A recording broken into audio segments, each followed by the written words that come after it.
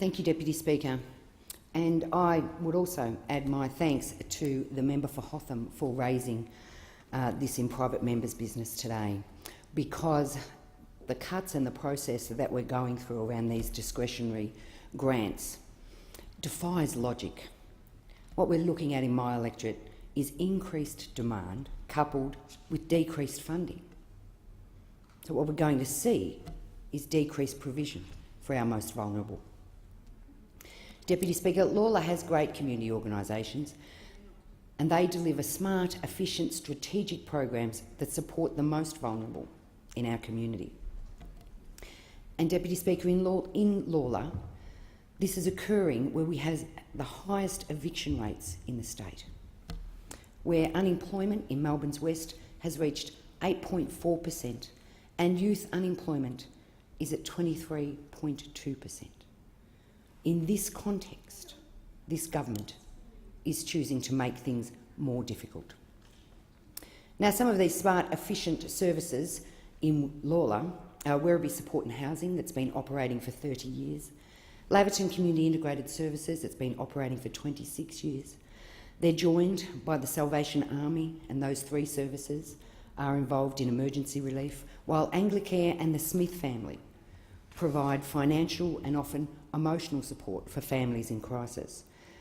They assist with financial counselling and capacity building to assist families to put things right and get back on their feet.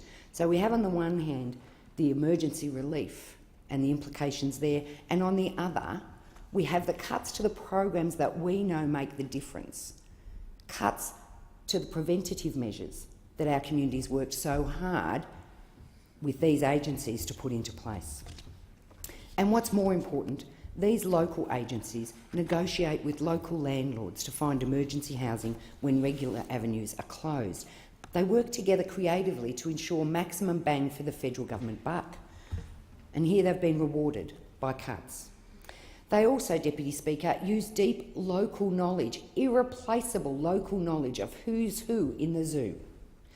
They use the insight to make things happen quickly. They support one another to keep ahead of the curve and create ways to implement prevention strategies, strategies that work and make all the difference to families facing crisis.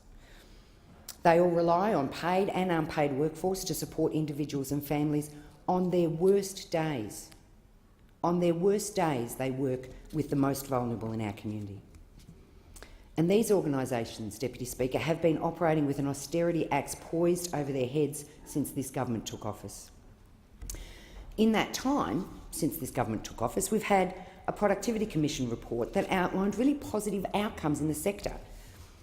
In 2012 to 13, over 240,000 people across this country received support from homelessness service agencies. Already the most marginalised in our communities, young people, Indigenous people, those facing situations of domestic or family violence. And these housing services can make all the difference. For example, that PC report says 93% of people accessing homelessness services had achieved some or all of their case management goals at the end of their support period. It's an extraordinary achievement, and yet, in recognition of that, what we have are cuts. We also had a Senate inquiry, of which I was really proud.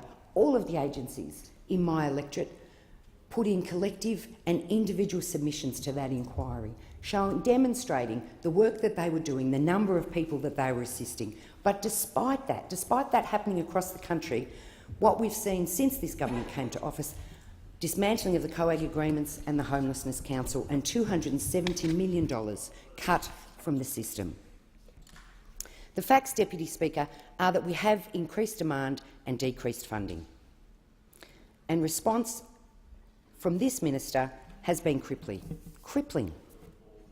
Services who've worked in this area for decades are still unsure of what their responsibilities will be.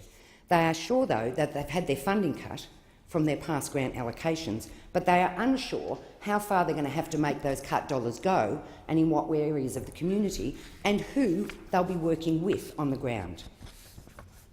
More need and less support is the story that's happening in my electorate. Deputy Speaker, my community deserves better. These agencies deserve better. Our most vulnerable deserve better. These grants create positive outcomes in the worst circumstances, and they need to be reinstated in I full. thank the member for Lawler.